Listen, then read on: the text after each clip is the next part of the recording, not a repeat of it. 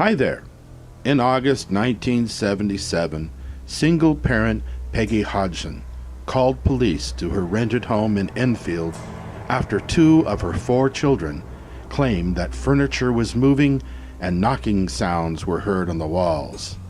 The children included Margaret, age 14, Janet, age 11, Johnny, age 10, and Billy, age 7. Suspiciously, however, only 2 of the 4 children witnessed it, which was a bit odd, and the mother apparently didn't witness it either. She called police based solely on the word of her 2 daughters, unless you want to believe another account of the mother's witnessing a dresser moving across the floor, which caused her to call the police. Now, this is the first night, and that's the second story. Now, a third story was that the mother had gone to her neighbors who investigated, and that the neighbor was the one who called police. Now, this may not sound like much, but it does fit the criteria for the evolution of a myth, where the story constantly changes, each version becoming more involved than the last. Now, a police constable, P.C. Pace, and another constable responded to the call. In a written report, Pace said that she saw a chair slide on the floor and was, quote, convinced that nobody there had touched it.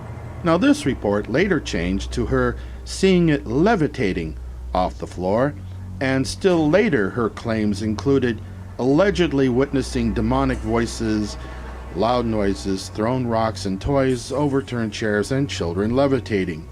The odd thing is that even though there were 2 constables present, the other wasn't talking. Reports of further incidents in the house attracted considerable press attention, and the story was covered in British tabloids, the Daily Mail and Daily Mirror, both known for reporting or inventing incredible yet fake stories. The 2 reporters reported seeing all sorts of things tipping over or flying about. None of it was filmed. I also find it interesting how we only hear from those who support the theory who also witnessed it, yet no one has ever spoken to or noted anything from the other 2 children who were 10 and 7 years of age at the time, and who were also sleeping in the same room as the 2 older sisters. And then there's the paranormal researchers.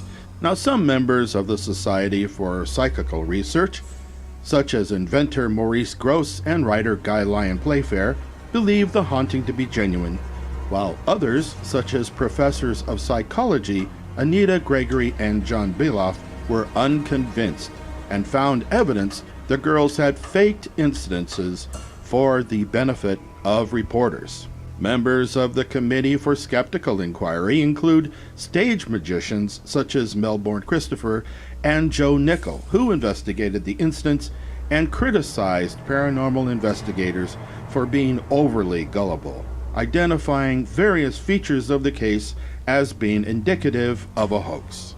So let's take writer Guy Lyon Playfair, for example, who is a huge fan of hoaxer Uri Geller. That should tell us everything we need to know about this gentleman, except that he reported all kinds of strange things going on inside the home. Yeah, no kidding. Then there's Maurice Grosse. He was a mechanic in the service and became a rather successful inventor. He got involved in the paranormal after his daughter had died, and here it is just a year later that he finds this family with young daughters being terrorized by a poltergeist. We'd be fools if we were to think that he went into this with an unbiased mind. He brought his trusty tape deck to record Janet's frog voice routine. Now, many have said that it would be impossible for a young girl to make this voice, and I say boulder dash. It was quite the thing back in the 70s after The Exorcist came out.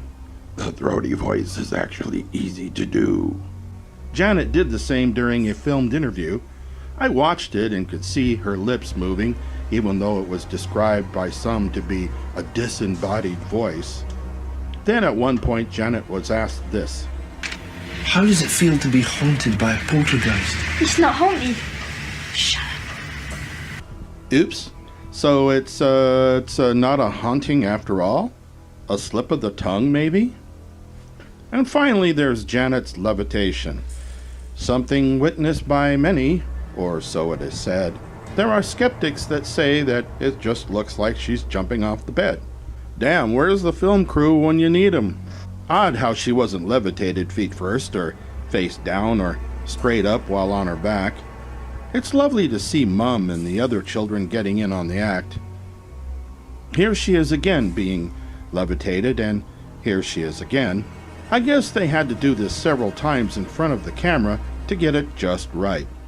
Practice makes perfect, I always say.